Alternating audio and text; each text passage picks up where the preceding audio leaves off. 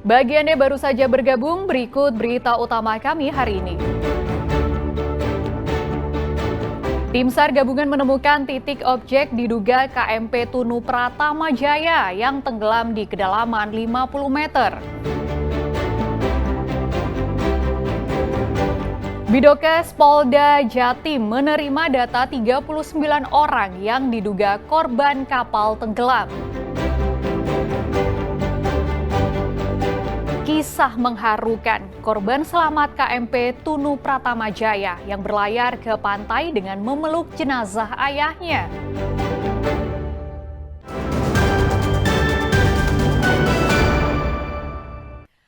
Tim kedokteran dan kesehatan Bidokes Polda Jawa Timur hingga Minggu siang menerima 39 laporan nama yang diduga sebagai korban tenggelamnya KMP Tunu Pratama Jaya. Namun, tim Bidokes belum dapat memastikan apakah nama-nama tersebut tercantum dalam manifest kapal. Pasca tenggelamnya KMP Tunu Pratama Jaya di perairan Selat Bali, Posko Antemortem Bidokes Polda Jatim di Pelabuhan ASDP Ketapang, Banyuwangi terus didatangi keluarga korban tenggelamnya KMP Tunu Pratama Jaya. Minggu siang, Posko Bidokes menerima laporan 39 nama. Puluhan nama tersebut dilaporkan oleh keluarga karena meyakini bahwa kerabatnya berada di dalam kapal saat insiden terjadi. Laporan dari keluarga korban tersebut akan diverifikasi kembali sebelum dilakukan pengambilan sampel untuk proses identifikasi sesuai prosedur kedokteran forensik. Tim Bidokes belum dapat memastikan apakah 39 nama yang sudah diterima tersebut tercantum dalam manifest resmi kapal atau tidak. Pada saat melapor identitas, kemudian yang melapor itu sebaiknya orang yang betul-betul ngerti tentang ciri-ciri yang akan dilaporkan hilang, gitu ya. Jadi ciri-ciri misalkan ciri-ciri fisiknya, tinggi badan kira-kira, berat badannya, daya tubuh dan perawakan seperti apa, rambutnya cirinya keriting atau tidak, kemudian hidungnya seperti ada khas enggak, ada pakai tindik misalkan, ada pakai tato misalkan, ada bekas luka misalkan. Nah itu masuk juga meskipun kemungkinannya semakin kecil, mungkin sidik jari ya, kadang-kadang kan ada orang yang sidik jari di ijazah dan seterusnya kan ada ya. Nah itu masih mudah-mudahan meskipun kemungkinan itu kecil karena semakin lama semakin rusak ya. Nah itu ciri-ciri yang mungkin bisa dibawa atau dilaporkan kepada kami akan menerima.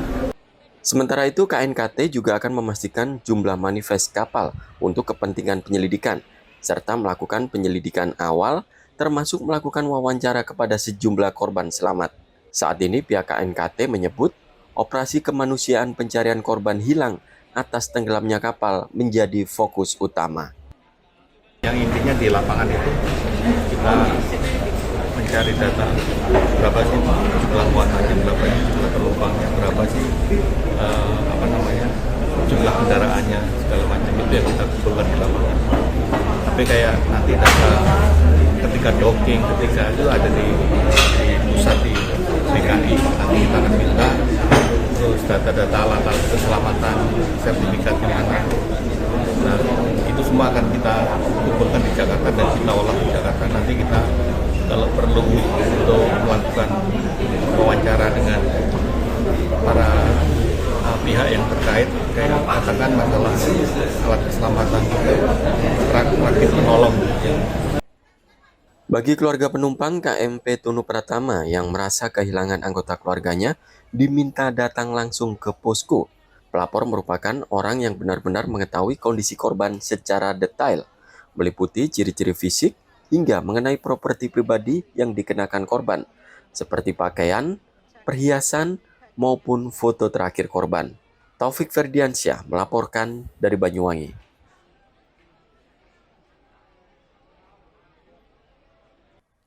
Dua keluarga asal Pasuruan menggelar doa bersama untuk anggota keluarga mereka yang diduga menjadi korban KMP Tunu Pratama Jaya yang tenggelam di Selat Bali. Ritual itu tetap dilakukan meski mereka masih bingung dengan data manifest kapal yang menyebutkan detail identitas korban, namun asal kotanya berbeda. Suasana duka menyelimuti rumah Muhammad Syakur di Jalan Gatot Subroto, Kelurahan Krapyak Rejo, Kecamatan Gading Rejo, Kota Pasuruan. Muhammad Syakur diyakini keluarganya telah menjadi korban tenggelamnya KMP Tunu Pratama Jaya di Selat Bali. Selain Muhammad Syakur, seorang lagi yang bernama Sony juga diyakini hilang dalam insiden itu. Sony merupakan teman kerja Muhammad Syakur. Keduanya hendak mengirim mebel ke Bali menggunakan pickup. Doa bersama tetap digelar untuk korban meski keluarga bingung dengan data manifest KMP Tunu Pratama Jaya. Sebab di media sosial nama kedua korban tercantum menjadi manifest kapal, namun dari kota yang berbeda. Sementara ada bukti lain, pickup korban terlihat dalam foto sejumlah kendaraan yang hendak masuk ke KMP Tunu Pratama Jaya sebelum berlayar. Hal itu didukung keterangan pemesan mebel di Bali yang menyatakan pesanannya belum sampai. Waktu tahu itu juga langsung cari tahu siapa namanya yang ikut Mas Syakur. Keluarga dari siapa? Temennya itu sempat kesini nggak? Kesini tadi malam. Tadi malam kesini. Ya, Untuk apa tadi sini? baca doa. Oh, ini berarti gelar doa ini sudah berapa hari, Mbak? Tahunnya kan hari Kamis, Jumat itu. Kalau yang hari Rabu baru tahu tuh ya wis cuma berdoa sendiri sekeluarga aja. Terus pas hari itu kan saudara udah banyak yang tahu, jadi banyak yang kesini gitu. Terus saya juga nggak tahu noponya tuh saya nggak paham. Soalnya adik saya yang cowok itu yang sering diajak kirim. Jadi saya nggak begitu gubris lah awalnya. Sama lama-lama, HP-nya tuh nggak aktif. Ya, bukan lama-lama saya memang sebelum adik saya bilang itu sore sekitar asar itu, saya ngubungi itu sudah nggak bisa. Sampai sekarang juga nggak bisa. Terus terakhir kontak itu kapan, Bu? Terakhir kontak saya lewat WA ya. Lewat WA waktu berangkat jam 2-an. Jam 2 pagi. Siang. Oh, jam siang. Hari apa itu? Hari Rabu. Itu dia posisi sudah di Ketapang. Belum. Oh, belum. Masih di sini. Masih di sini. Jadi waktu yang mau sudah setelah itu setelah jam 2 enggak ada kontak. Iya, enggak ada hubungi lagi. Cuman waktu jam 9 kalau enggak salah, setengah 9 jam 9 malam. Itu sempat ngupload status di WA. Jam 9 malam. Perwakilan keluarga korban telah berangkat ke Banyuwangi untuk menunggu informasi pencarian korban. Meski masih berharap Syakur dan Sony ditemukan dalam kondisi selamat, keluarga hanya bisa pasrah menunggu kepastian nasib kedua korban. Dan Diari Gafur melaporkan dari Pasuruan. Tenggelamnya KMP Tunu Pratama Jaya di perairan Selat Bali, Banyuwangi, Jawa Timur menyisakan duka dan trauma mendalam bagi korban. Seorang anak menceritakan ia harus membawa dan memeluk jenazah ayahnya ke tepi pantai untuk mendapatkan pertolongan. Salah satu rumah di Sukowi di Banyuwangi ini diselimuti duka setelah bapak dan anak pemilik rumah ini menjadi korban tenggelamnya KMP Tunu Pratama Jaya di perairan Selat Bali. Peristiwa memilukan ini masih teringat jelas di benak Eko Toniansyah. Ia menuturkan saat kejadian bersama sang ayah sempat mengenakan pelampung, namun sayang sang ayah tenggelam. Eko Toniansyah sempat menggapai jasad ayahnya dan memeluknya. Kedua korban terombang-ambing di laut selama 5 jam, hingga akhirnya sampai ke bibir pantai Jembrana, Bali dan ditolong nelayan untuk dievakuasi ke posko SAR di Pelabuhan Gilimanuk. Menurut Eko, tenggelamnya kapal berlangsung cukup cepat. Saat kapal miring, Eko dan ayahnya langsung bergegas menuju ke atas kapal. Namun, tak sampai 4 menit, kapal langsung tenggelam ke dasar laut. Tidak ada peringatan, kapal miring, cepat selang 4 menit langsung tenggelam.